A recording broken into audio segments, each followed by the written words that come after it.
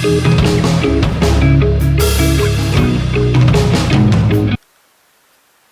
à tous, on se retrouve aujourd'hui pour vous parler de mes lectures du mois de mars.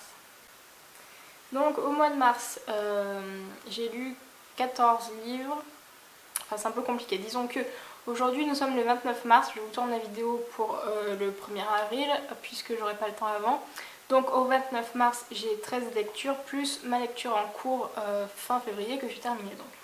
On commence comme d'habitude par les livres à retenir, j'en ai 3 à vous présenter. Tout d'abord Room de Emma Donoghue, donc ici chez France Loisirs mais qui est sorti en poche et qui est aussi sorti au ciné.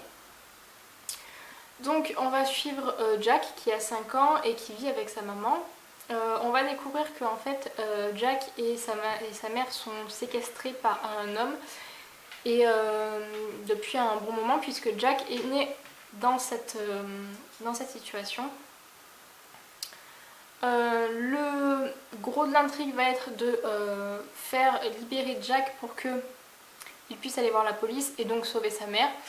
Et donc après on va suivre un peu la nouvelle vie en fait des deux personnages puisque Jack a été élevé par sa mère dans le secret total, c'est-à-dire que la chambre où ils étaient séquestrés était pour Jack le monde entier finalement, il n'y avait rien à l'extérieur, c'était juste ça le monde. Donc forcément quand il arrive dehors et qu'il se rend compte de tous les gens, de tout ce qui existe, ça fait un choc. Et on va aussi également suivre sa mère qui a du mal à revenir à la vie normale et à reprendre des relations normales avec ses proches. J'ai été très surprise par ce roman parce que c'est vraiment un roman coup de poing. Je ne le qualifierais pas de coup de cœur parce que déjà l'histoire est assez difficile et c'est un peu compliqué de mettre un coup de cœur là-dessus. Et parce que la mère de Jack a un côté un peu énervant à la fin lorsqu'ils sont dans la vie normale. Voilà, c'est un très bon roman à lire, c'est très innovant d'abord parce que l'auteur a pris un gros risque en prenant le point de vue de Jack, donc c'est écrit comme un enfant de 5 ans pourrait raconter, c'est-à-dire que c'est pas facile à lire par moments, c'est un peu déroutant. Bref, voilà, je vous le conseille si vous voulez le lire. Ensuite, je voulais vous parler de La vérité sur l'affaire Harry Kéber de Joël Dicker, donc j'ai lu ce mois-ci pour une lecture commune. Je vous en parlais dans la pile à lire du mois de mars. On va rencontrer Marcus Goldman qui est un écrivain qui vit à New York et qui est un grand écrivain à succès et qui a en fait du mal à écrire son deuxième roman. Jusqu'au jour où en fait son ami et son ancien professeur à l'université qui s'appelle donc Harry Kéber, le fameux, va être enrôlé dans une enquête un petit peu compliquée puisqu'il va être accusé du meurtre de Nola Kellergan qui était une adolescente et qui est morte en 1975. Il y a un travail de dingue dessus, que ça soit au niveau de l'intrigue où tout est bien ficelé et où tout finalement s'enclenche très bien l'un dans l'autre. L'ambiance de l'Amérique profonde des années 1975 avec tout ce qui est racisme, puritanisme, etc. est très bien retranscrit aussi et les personnages sont très attachants. Pour finir dans les livres à retenir, je vais vous parler du dernier Michel Bussy qui est sorti l'année dernière il me semble, donc il s'agit de Maman à tort, qui va sortir en poche dans peu de temps d'ailleurs. Donc on va suivre cette fois-ci Malone qui a 3 ans et demi et qui prétend que sa mère n'est pas sa vraie mère. Donc on va suivre le psychologue scolaire qui s'appelle Vasile et qui va être un petit peu chamboulé par cette révélation puisque lui le croit et il va en faire part à la commandante Marianne Ogresse qui est déjà sur une enquête de braquage qui est un peu mal tourné. Comme d'habitude avec les romans de Michel Bussy, je veux pas trop vous en dire puisque tout est dans l'histoire, tout est dans les révélations au fil des pages, donc voilà, si je vous raconte tout, fatalement ça n'a plus aucun intérêt. En tout cas, c'est encore un très bon roman de l'auteur. Il n'est pas aussi bon que Nymphéas Noir parce que je pense qu'il ne fera jamais mieux que Nymphéas Noir. Mais il est dans le tiercé gagnant, on va dire, puisque pour moi, il est quand même très bon. Il y a un petit peu plus d'approfondissement dans l'intrigue puisque là, pour une fois, Michel Bussy va aller dans le côté scientifique de l'histoire puisqu'on va avoir pas mal de passages sur la mémoire et sur le mécanisme des souvenirs des enfants. Il y a aussi un parti pris de l'auteur par rapport au style puisque il a un petit peu changé d'écriture puisque là en fait il va beaucoup jouer sur les métaphores et sur les phrases à double sens puisque on va suivre certains passages où c'est Malone qui parle et Malone qui imagine des choses, donc un petit garçon de 3 ans et demi qui voit des bateaux de pirates et des châteaux un peu partout. Donc voilà, encore une fois, un très très bon Michel Bussy. On passe ensuite au livre à oublier, j'en ai cette fois-ci 2 à vous présenter. Je vais vous parler de Un étranger dans la maison de Patricia MacDonald. Cette fois-ci, encore un petit garçon, je vous l'avais dit dans la file à lire de mars que c'était très axé petit garçon. Donc un garçon qui s'appelle Paul, qui a 4 ans et qui va se faire enlever dans le jardin de ses parents.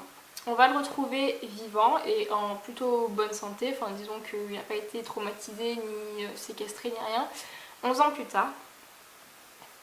Et donc la question va se poser du coupable puisque pendant 11 ans l'enquête a un peu piétiné pour finalement passer un peu dans les oubliettes. Donc on retrouve le style de l'auteur qui est très fluide et qui se lit très vite et qui est captivant parce que voilà, il y a toujours quelque chose qui nous pousse à lire le chapitre suivant. Mais je suis encore mitigée pour ma deuxième lecture des titres de l'auteur, c'est-à-dire que pour moi l'intrigue est trop courte, donc là ça fait 280 pages, même pas, 250 pages. Pour moi c'est trop court et du coup l'intrigue est un petit peu trop vite expédiée, il nous manque des détails et voilà, j'aurais bien lu 100 pages de plus. J'ai également lu Sans raison de Mehdi Brunet qui est édité aux éditions Tornada, donc une petite maison d'édition. Cette fois-ci on va suivre José Kowalski qui en fait on va atterrir dans l'histoire le jour de l'enterrement de sa femme et de sa fille.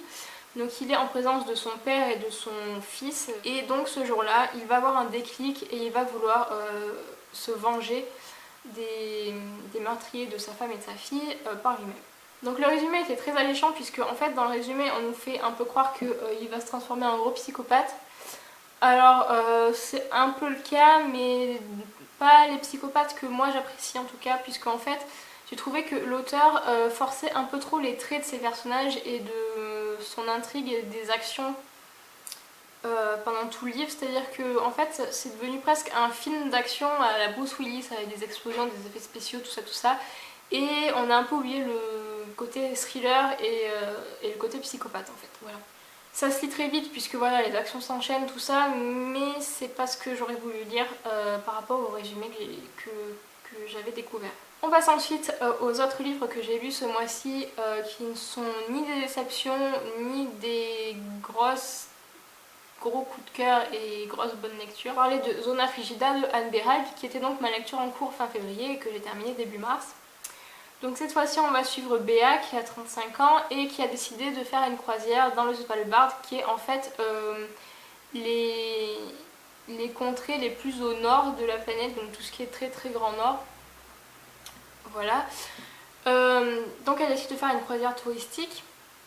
Dans le résumé on nous promet une histoire de vengeance, c'est-à-dire qu'elle va dans cette croisière pour se venger de quelqu'un qui va aussi être sur le bateau. Finalement, ce côté vengeance et ce qui m'avait attiré du coup, c'est juste le prétexte de base en fait pour faire partir Béa dans la croisière, mais on va plus être centré sur les descriptions des paysages du Grand Nord et sur... il y a un gros message écologique qui concerne le tourisme de masse et tout ce qui est réchauffement de la planète et préservation des espèces donc, qui vivent dans le Grand Nord. J'ai quand même bien aimé ma lecture puisque les descriptions sont très belles et vraiment on s'y croirait.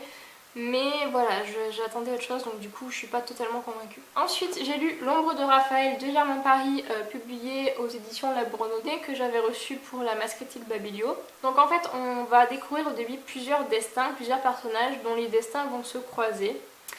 Donc tout d'abord on va découvrir une femme d'un ministre... qui va se faire assassiner sur le trottoir et on va découvrir qu'elle avait des mœurs un petit peu douteuses.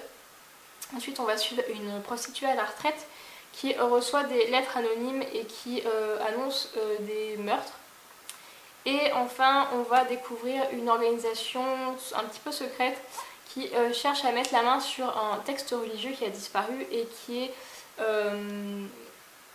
très rare et qui donc a une valeur inestimable. L'histoire va se centrer sur la guerre d'Algérie qui a eu lieu pendant le début des années 60. J'ai bien aimé puisque c'est un contexte historique dont on ne parle pas beaucoup, qui est un petit peu tabou en France puisque Cette fois-ci, les Français n'étaient pas vraiment les gentils dans l'histoire et donc voilà, j'ai bien aimé qu'on parle de ça puisque c'est assez rare. C'est très très bien documenté. Il y a pas mal de détails sur cette guerre et sur ce qui s'est passé, mais moi j'ai bien aimé. Ça nous permet de nous mettre plus dans l'histoire. Après j'ai un petit bémol sur le style de l'auteur qui est très très lent.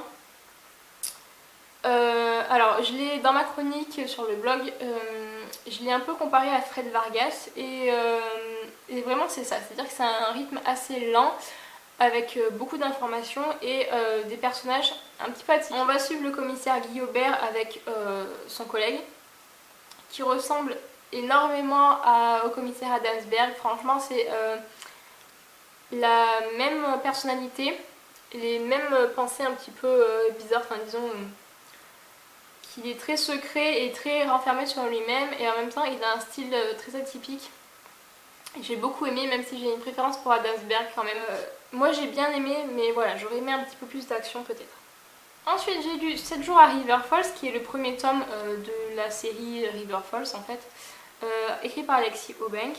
On va découvrir Sarah Kent, qui est une étudiante donc à River Falls, et ses deux ex-meilleures amies qui ont été retrouvées assassinées et mutilées près de chez elle. On va découvrir que Sarah avait reçu 2 jours plus tôt une sorte de lettre de réconciliation de ses deux meilleures amies donc. Et on va donc chercher le psychopathe qui a tué ses filles. Alors pour moi c'est un bon premier tome puisqu'on introduit bien les deux personnages principaux, donc Mike et Jessica. Même si j'ai un petit bémol sur Mike parce que je sais pas, j'ai pas accroché. D'habitude vous savez que les personnages masculins j'aime beaucoup et là bizarrement j'ai plus accroché avec Jessica qu'avec Mike. Disons qu'il a des sautes d'humeur un petit peu intempestives et surtout il a un secret qui remonte à l'époque où il était avec Jessica et quand ils étaient à Seattle. Et on n'en sait pas plus à la fin de ce premier roman et du coup voilà, ça me dérange un petit peu. Je pense que ça va être le fil rouge de toute la série. Par contre je lirai la suite justement pour découvrir un petit peu l'évolution de Mike et de Jessica. Et j'ai vu sur Livradique que les tomes d'après étaient mieux notés que le premier, donc voilà. J'ai ensuite lu Mocha de Tatiana de René. Donc vous savez que ma relation avec Tatiana de René est un petit peu compliquée puisque à chaque fois j'aime beaucoup ces histoires mais il y a toujours un truc qui me dérange. Et encore une fois ça a été le cas puisque ces personnages féminins je peux décidément pas les blairer en fait. C'est-à-dire qu'il y a toujours un truc qui me dérange chez elles et là c'est encore le cas avec Justine, qui est une mère de famille, qui est mariée et qui a 2 enfants donc. Je sais pas, il y a certaines de ces réactions qui me paraissent pas naturelles, qui me paraissent un peu forcées, donc voilà, ça me dérange. J'ai beaucoup plus aimé son mari et sa belle-mère qui sont d'origine anglaise et voilà, qui ont une personnalité très anglaise, très calme, très posée. Et j'ai beaucoup aimé ces deux personnages, mais Justine, j'ai pas accroché. Donc en fait, l'histoire, c'est donc l'histoire de Justine. Son fils va se faire renverser par une voiture donc couleur mocha et donc il va tomber dans le coma. L'enquête est piétine plus ou moins, disons que la police fait comprendre à Justine que ça va prendre du temps de trouver qui a cette voiture, que c'est pas si facile que ça, que c'est pas comme dans les experts, etc. Et Justine, elle va pas vouloir comprendre ça et donc elle va vouloir faire sa propre enquête en fait. J'ai bien aimé l'histoire puisque c'est vraiment une enquête, c'est-à-dire que jusqu'à la fin on ne sait pas qui est vraiment le conducteur qui a renversé son fils. Ça j'ai bien aimé et apprendre pourquoi parce que c'est une révélation assez surprenante. Je pensais pas qu'on aurait un tel retournement de situation. J'ai beaucoup aimé aussi qu'on ait une vraie fin parce que Tatiana de René a le chic pour faire des fins ouvertes et je ne supporte pas ça. Et donc voilà. Là on a vraiment une fin avec un vrai coupable, une vraie explication, on n'a pas essayé d'imaginer pourquoi elle a fait ça, etc. On sait vraiment. Ensuite pour finir, on parle de Dust de Sonia Delzongle que j'ai terminé hier soir. Qui est donc un thriller qui est sorti l'année dernière je crois, chez les éditions de Noël et qui sort en poche début avril, le 1er avril d'ailleurs je crois. Donc aujourd'hui pour vous. En fait, on va être propulsé à Nairobi, donc au Kenya, où un serial killer sévit. Donc en fait on retrouve des scènes de crime où il y a le sang de la victime qui est disposés en forme de croix et on ne retrouve pas les corps. En parallèle, on va suivre une sorte d'enquête sur les meurtres de personnes albinos. Ils sont considérés comme en fait des personnes un petit peu magiques en Afrique, puisqu'ils auraient soi-disant des vertus diverses et variées, un peu comme les défenses d'éléphants, tout ça. Alors l'intrigue est assez intéressante, moi j'ai beaucoup aimé puisque j'ai pas l'habitude de lire de romans qui se passent en Afrique. Et là j'ai trouvé que c'est très intéressant puisqu'on est vraiment dans l'ambiance très mystique et mystérieuse des marabouts et des croyances un petit peu comme ça africaines. J'ai beaucoup aimé.